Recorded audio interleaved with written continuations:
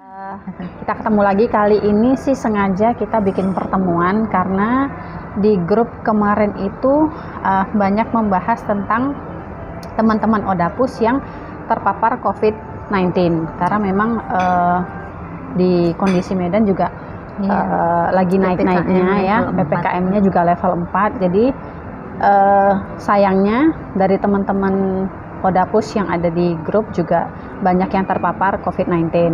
Jadi di sini karena banyaknya pertanyaan dari teman-teman yang menanyakan tentang pengobatan dan juga tentang isoman. Jadi di sini kita ingin memberi gambaran tentang bagaimana kita yang Odapus kalau misalnya terpapar COVID-19 itu kita harus melakukan apa. Jadi di sini karena kebetulan Ibu Ketua kita itu adalah salah satu penyintas COVID-19. Kemarin itu di bulan berapa ya? Bulan 6. Di bulan 6 ya, waktu yang puncak-puncaknya ya, lagi puncak-puncaknya COVID, terpapar dan alhamdulillahnya sudah survive, dan di sini akan memberikan banyak gambaran dan mungkin sharing-sharing tentang bagaimana menangani COVID-19. Jadi untuk waktu dan tempatnya kita persilakan untuk Ibu Ketua kita yang cantik jelita. Kayak panggung ya. Ya, memang kan sekarang lagi marak-maraknya tentang COVID-19 ya. Berbagai berita-berita kebohongan publik juga ada gitu ya. Masalah vaksin juga, segala macam gitu ya. Jadi kita harus menyikapinya itu jangan panik. Yang pasti satu, kita jangan panik. Ketika kita panik, kita nggak bisa berpikiran positif. Kita harus melakukan tindakan apa gitu ya. Dan itu memang terjadi di keluarga kami dan saya terutama gitu.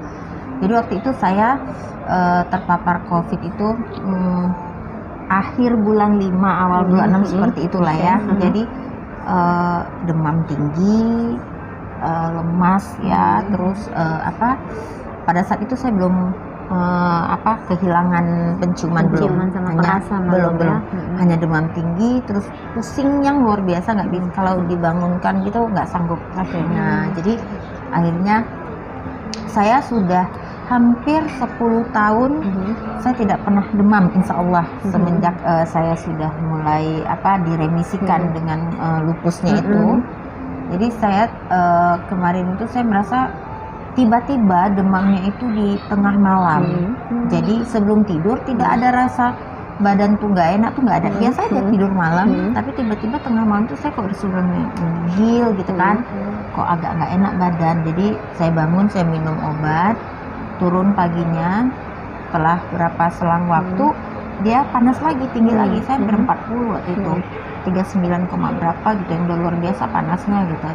Nah, sampai saya nggak bisa buka mata karena panasnya di mata itu luar biasa. Akhirnya saya diinfus. Saya nggak mau ke rumah sakit pada saat itu karena kan kondisi rumah sakit juga kan kita khawatirnya. Saya khawatirnya waktu saat itu kalau saya dirawat di rumah sakit, kalau seandainya saya tes COVID, otomatis kan saya diisolasi. Berarti saya dalam kamar rumah sakit itu di ruangan pasti sendiri. Nah, itu saya nggak mau. Jadi akhirnya keluarga kan kebetulan suami saya dokter dan adik saya juga dokter. Jadi akhirnya saya diinfus di rumah. Terus setelah diinfus, ini belum curiga tuh kalau kita terpapar ya, diinfus. Terus pas diinfus turun tuh demamnya, sudah turun, sudah normal. Makan masih mau, tapi pahit gitu kan. Biasa kan ciri-ciri kita demam itu kan makanan pahit ya. Flu udah, hidung udah mulai bindeng gitu, tapi masih ada tercium, makan masih ada rasa gitu. Nah, setelah pusing, saya terus merasa nggak enak, akhirnya kok sudah mulai khawatirnya itu lupusnya aktif gitu, karena kan tulangnya sendinya ngilu, nyeri semua gitu kan. Loh, ini kayaknya saya takut, karena pada saat itu belum ada batuk. Nah, belum ada batuk, penciuman juga, jadi kayak mengarah ke COVID itu waktu itu belum ada. Nah, setelah seminggu udah mulai itu demam, udah nggak lagi, cuma lemasnya masih ada, lemas sekali, sampai saya tuh nggak turun-turun dari tempat tidur. Nah, infus pun saya cuma 3 hari diinfus karena untuk masuk nutrisi makanan, karena saya mau makan juga sedikit, terus demamnya sudah tidak ada lagi, jadi infus cuma 3 hari dicabut. Terus saya merasa, nah lepas 1 minggu tuh saya baru mulai tahu tuh penciuman saya udah nggak ada gitu kan, penciuman nggak ada, perasa juga nggak ada, sampai saya makan cabai rawit itu ya yang kecil, saya gigit itu nggak ada rasa, nggak ada pedes, nggak ada, tapi terus di perut saya nggak enak, mules ya. Jadi akhirnya memang terkonfirmasi lah bahwa terus saya batuk, batuknya luar biasa gitu kan, sampai yang obat batuk biasa saya minum itu nggak mempan. Jadi akhirnya terkonfirmasi bahwasanya kami itu saya terpapar. Nah pada saat terpapar itu saya memang tidak perlu di opname kata dokter yang merawat juga. Jadi saya pada saat itu dokter lupus juga merawat, terus dokter yang garda khusus untuk COVID juga merawat gitu. Jadi 2 dokter dan adik saya kebetulan juga dokter, jadi merawat. Jadi tidak perlu di dalam rumah sakit. Jadi saya dirawat di rumah, tabung oksigen disiapkan. Mana tahu terjadi sesuatu sesak atau apa, saturasi per 2 jam sekali sampai dibuat data tabel gitu kan. Jadi jam, katakan misalnya dimulai dari jam berapa, jam 6 pagi saturasinya berapa, terus suhu tubuh kita berapa, nanti jam 8 juga, jadi per 2 jam.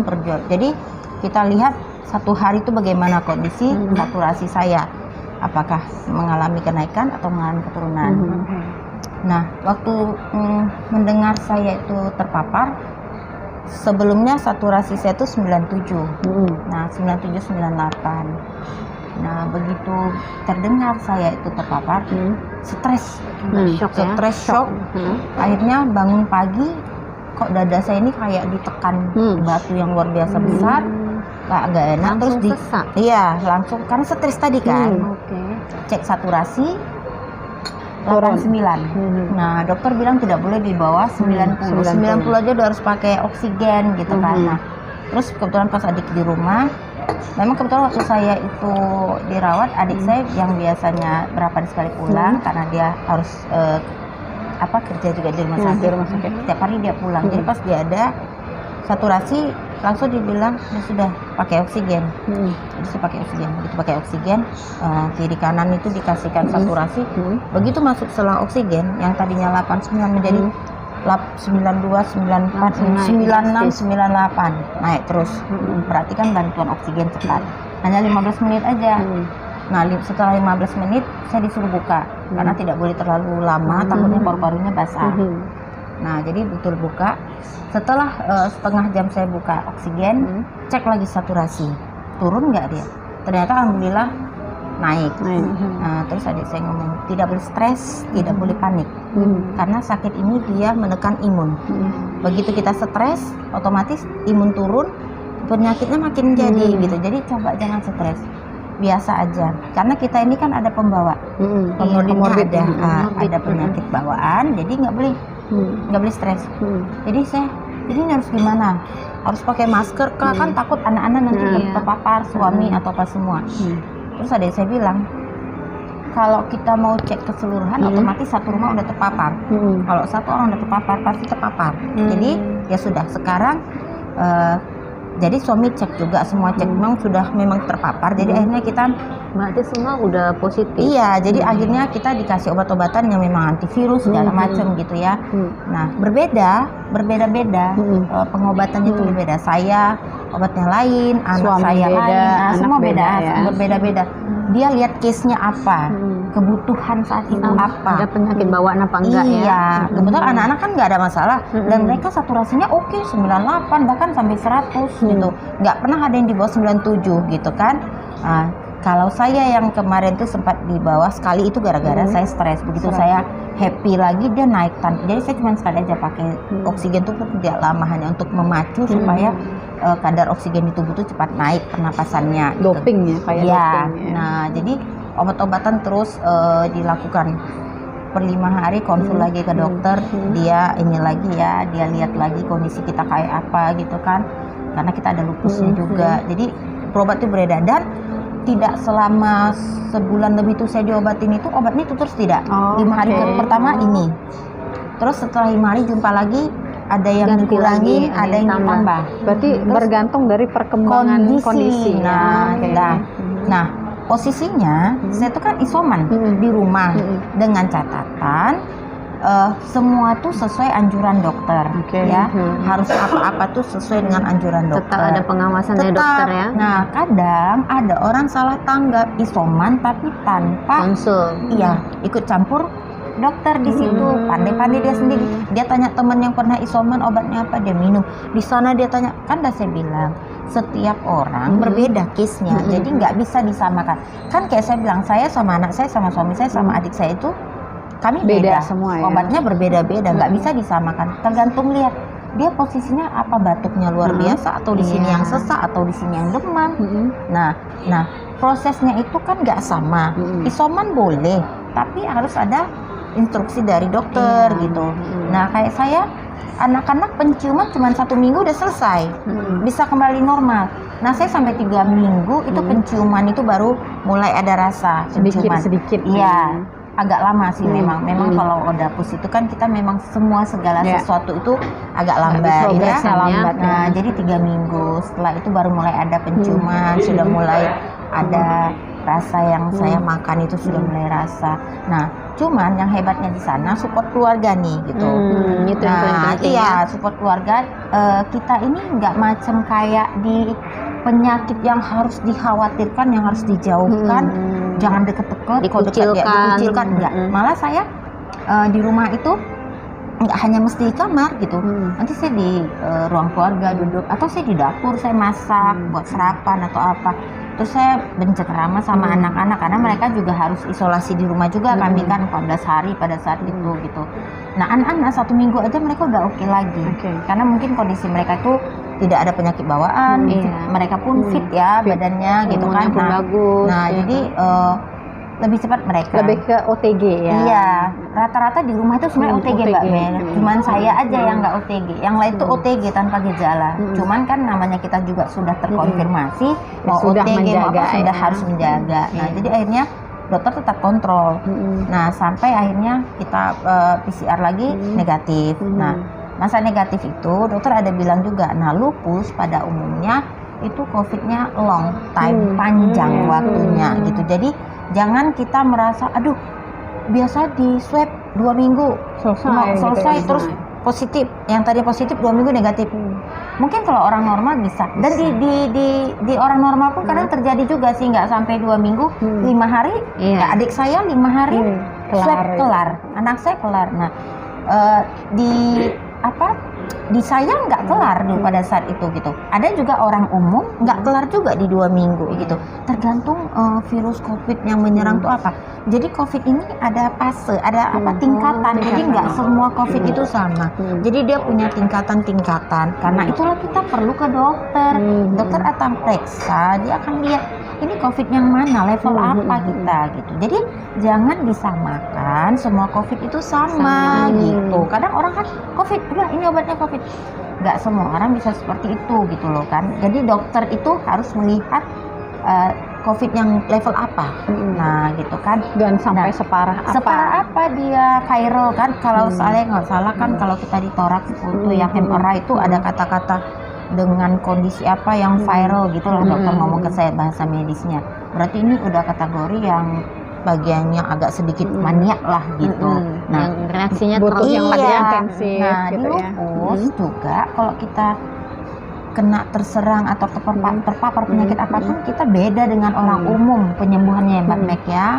Ya, jadi sama juga di COVID juga ada orang saya udah 2 minggu terpapar di swab, kok saya masih positif ya gitu.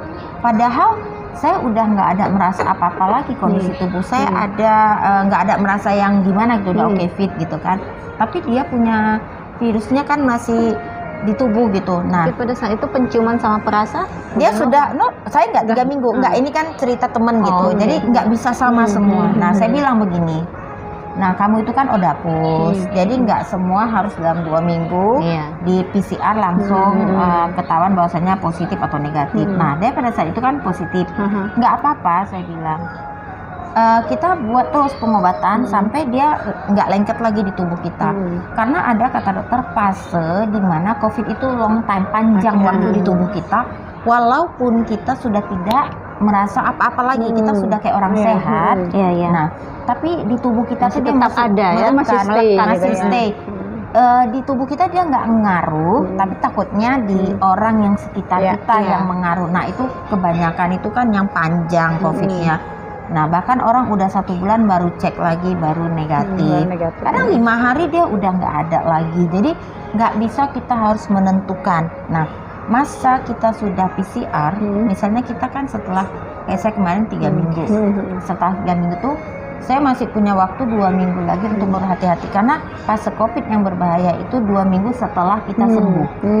Nah, jadi katakan kita di 2 minggu ini di PCR, gitu kan? Oke, kita sudah negatif. Nah, kita harus hati-hati selama 2 minggu ke depan.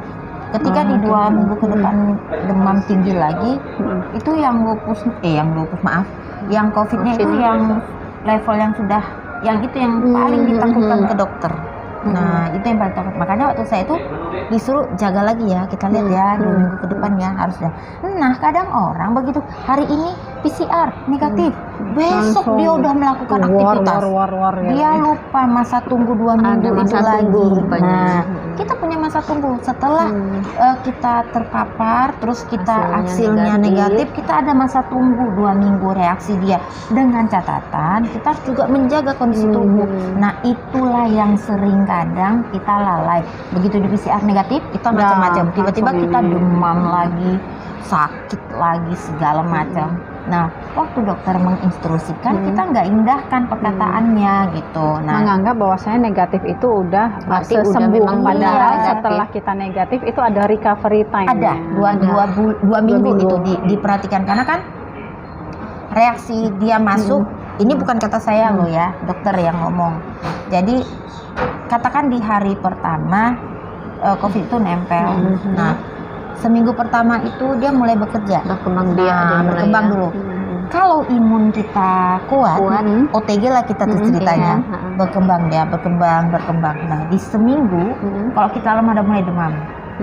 Nah, gejala-gejala sampai di 2 minggu mulailah bekerja si COVID tadi. Nah, kalau kita kondisi tubuh kita bagus, imun kita bagus, di minggu pertama itu dia mulai bereaksi, tapi di tubuh nggak apa-apa. Dan di minggu kedua, ketika dia mau mengeluarkan virusnya itu, imun yang kuat tadi mematikan si COVID tadi. Jadi akhirnya dia tidak terjadi perkembang di dalam tubuh kita. Nah, disuruh lagi kita tunggu masa seminggu lagi setelah itu, yang benar-benar dia memang tidak ada reaksi di tubuh kita. Nah, pas kebetulan pada saat itu kita mungkin ada tetangga kita atau siapa yang terkena atau keluarga kita, jadi kita juga harus di PCR. Nah, ternyata kita positif, tetapi kita tidak ada ciri-cirinya, tidak ada demam, tidak OTG lah. Nah, kata dokter yang berbahaya tuh sebenarnya orang yang kayak ini, yang OTG ini. Di tubuh dia nggak apa-apa, tapi dia bisa menyebar untuk orang sekitarnya. Nah, itu yang itu yang dikhawatirkan. Nah, itulah yang sering terjadi di masyarakat kita. Dia nggak salah sih, karena dia nggak periksa. Dia OTG karena dia nggak periksa. Kan dia nggak tahu kalau dia OTG. Dia bercengkrama sama teman-teman atau kemana perkumpulan atau apa. Nah, di seputar situ mungkin ada orang kayak kita yang autoimunnya lemah, kenalah kita. Nah, itulah yang terjadi sekarang di negara kita. Makanya kan kita disuruh menghindari perkumpulan. Maaf, kita seperti ini kita sudah sesuai dengan protokol kesehatan. Kita kemarin juga sudah harus kita juga udah sesuai lah dengan prosedur. Pasti kita juga udah kesehatannya memang sudah. Selama seminggu sebelum ketemu juga kita sudah pantau dengan dokter kita ya, DPL kita. Nah, jadi makanya itu kita harus benar-benar yang OTG ini yang berbahaya di kalangan masyarakat. Dia pembawa tapi dia nggak apa-apa di tubuhnya, tapi dia menularkan ke orang lain. Nah, itulah yang sering terjadi di sini. Makanya kan kita selalu dibilang patuhi protokol kesehatan. Terus ada pertanyaan lagi, kami udah patuhin protokol kesehatan, tapi kami kok kena juga. Dari mana itu virusnya datang? Virusnya itu kan melalui oksigen. Jadi setiap dalam tubuh kita dari ujung rambut sampai ujung kaki, mana yang ada oksigen di situ Masuk dia. Jadi dia di situ oksigennya. Jadi sekarang kita nggak bisa bilang dari mana lagi dia masuknya. Pentingnya di mana ada oksigen, dia berkembangnya di situ. Berarti Nah, dia cepat berkembang. cepat ya gitu. Apalagi sekarang udah varian Delta.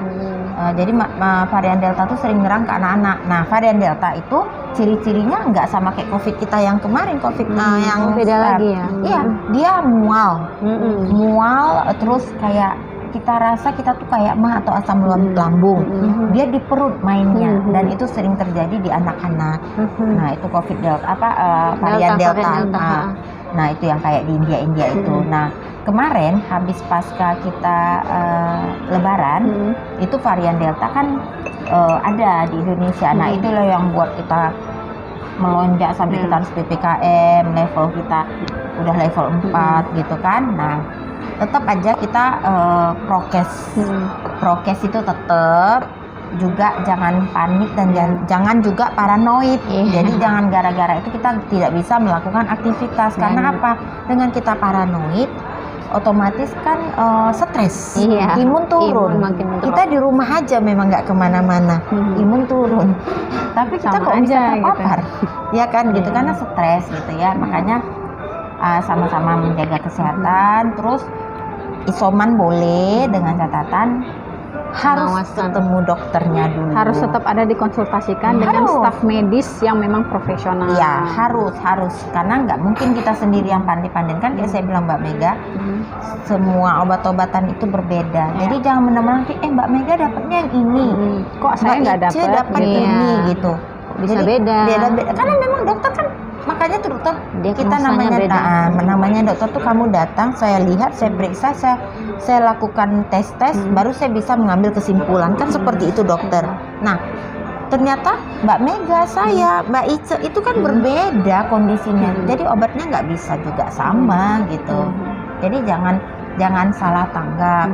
Mentang-mentang teman kita kemarin kena COVID, kita juga autoimun, kita telepon teman kita, kemarin obatnya apa aja Mbak? Oh, saya minum ini. Datang kita pergi beli ke apotik minum, ternyata nggak sesuai. Karena kan case-nya berbeda. Kita nggak tahu COVID dia tuh level yang mana. Kalau si Mbak tadi ini mungkin dia udah berobat ke dokter, dokter udah tahu levelnya, makanya diberi obat-obatan seperti itu gitu loh.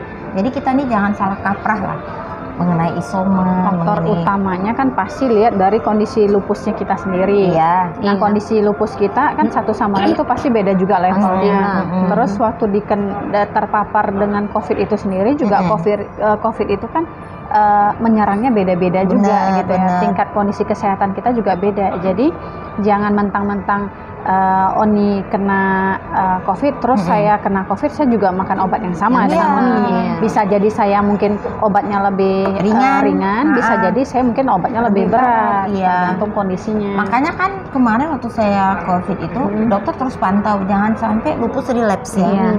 Jangan sampai. Jadi kebanyakan case gitu ya. Setelah COVID-nya sembuh, lupusnya relapse. Itu terus dijaga terus obat-obat lupusnya terus dijaga terus, dan alhamdulillah memang kan saya memang sudah lama istilahnya lupusnya memang tidak tidur ya. Jadi pas kena COVID ini alhamdulillah lupusnya juga nggak terganggu kata dokter. Cuman lagi jangan lengah. Jangan lengah, karena apa? Kamu kemarin sempat yang imunnya di titik 0, datang si COVID tadi menghancurkan. Jadi jangan sampai lupus kamu yang kemarin udah tidurnya lama, kan tidur lupusnya ini udah belasan tahun jadi hibernasi ya.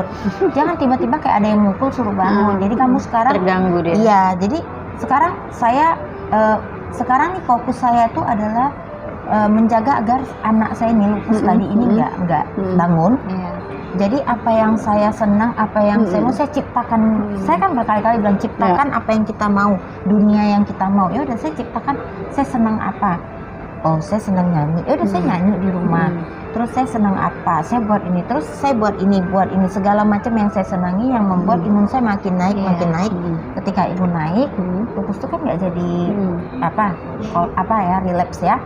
Jadi makin tertidur dia. Kita nina bobokan. Nah, itu tadi makanya kita harus pandai-pandai mengkondisikan kondisi kita saat ini. Tapi pun tidak terlepas dari profesionalnya, siapa dokter-dokter yang pemerhati kita, kan tuh profesional semua mereka. Kita tanya mereka apa yang harus kita lakukan. Nah, dokternya bilang yang kamu lakukan dalam hati kamu, yang mau apa, yang kamu senengin. Saya senang ini, lakukan. Saya senang, lakukan. Orang bilang apa, masa bodoh.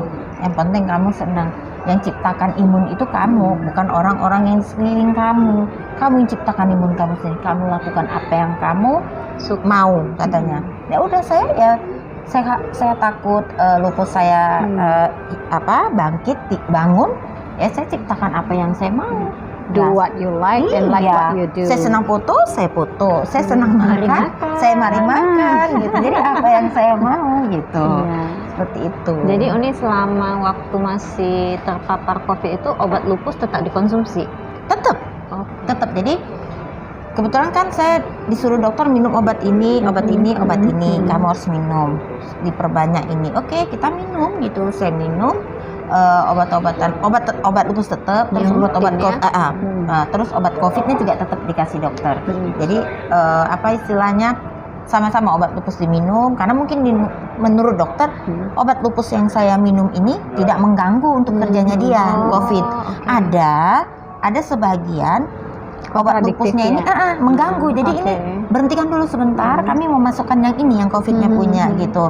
Ada sebagian. Makanya itu tadi Mbak Meg saya bilang, nggak usah pandai-pandian kita gitu, harus dokter. Nah, kebetulan sendiri. Iya, kebetulan di tubuh saya nggak perlu itu diberhentikan karena nggak ada mengganggu gitu kan. Nah, ada sebagian teman itu ada yang mengganggu, diberhentikan. Kita utamakan COVID-nya dulu gitu. Begitu COVID-nya udah sembuh, ini baru kita lakukan lupusnya seperti itu. Jadi jangan kita yang ke pandai-pandian.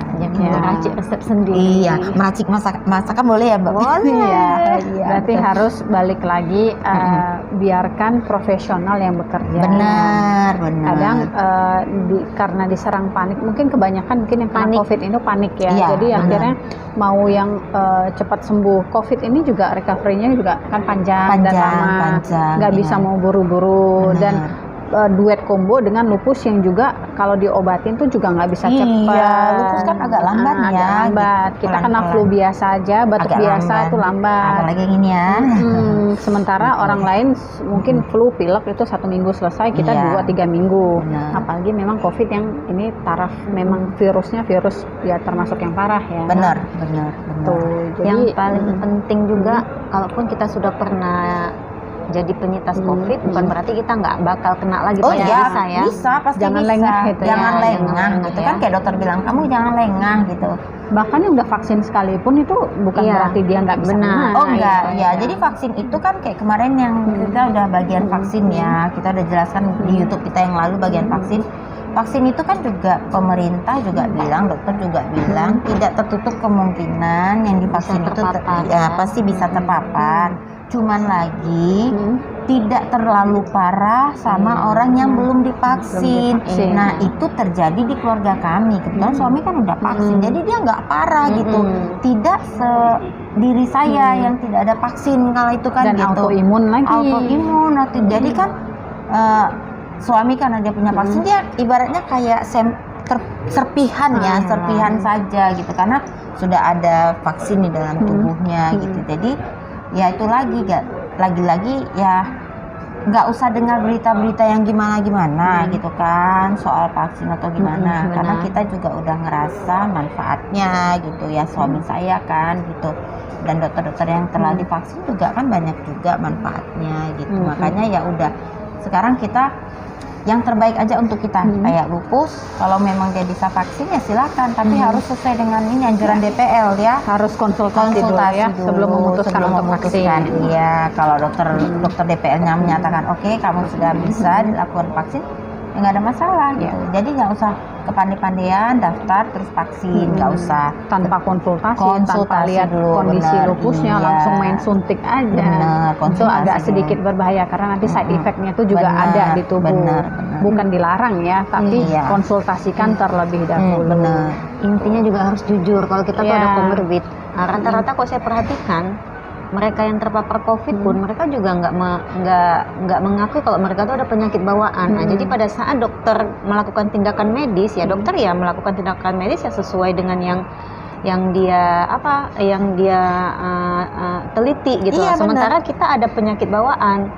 Makanya berarti tetap harus kita info ya ke dokter ya. Tetap kita harus info gitu. Karena kan yang jangankan yang kita yang lupus ya, yang normal aja kan pasti harus ngadapin tensi dulu ya, di tensi darahnya, ditengok Di screening dulu ya.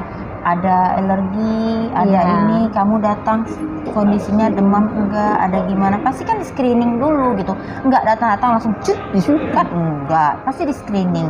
Karena anak-anak saya juga kemarin di screening, datang ditanya riwayatnya ada alergi tidak, pernah ini enggak, atau sebelumnya ada ini gitu. Nah, dan kebetulan kita kemarin itu di bulan 6 terpapar, jadi kan kemarin awal bulan 9 anak-anak saya semua sudah divaksin karena sudah kalau yang apa kan 3 bulan ya, 3 bulan setelah terpapar baru boleh divaksin. Alhamdulillah vaksin pertama mereka tanpa ada gejala sih, iya begitu. Berarti kayaknya udah cukup jelas ya, mungkin dari A sampai Z tadi udah dipaparkan, sudah dikasih penjelasan.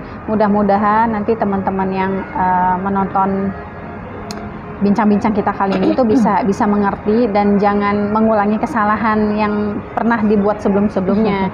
Jadi tetap konsultasikan ke dokter, cari rumah sakit, klinik terdekat atau kenalan dokter terdekat yang mungkin ya ada yang dokter keluarga. Iya, Yang penting benar. tetap harus tenaga profesional yang menentukan obat yang harus kita makan. Benar, iya benar. Oke, jadi sampai di sini dulu bincang-bincang kita. Stay healthy untuk teman-teman semua, jaga-jaga kesehatan, tetap jaga imun, tetap happy supaya imun nggak drop. Jadi kita ketemu di bincang-bincang kita yang selanjutnya dengan topik-topik yang lebih menarik lagi. Nanti kalau misalnya ada yang kepengen membahas topik-topik apa, silahkan komen di bawah atau misalnya bisa DM kita di Instagram kita. Jadi sampai di sini dulu bincang-bincang kita. See you next time. Bye bye.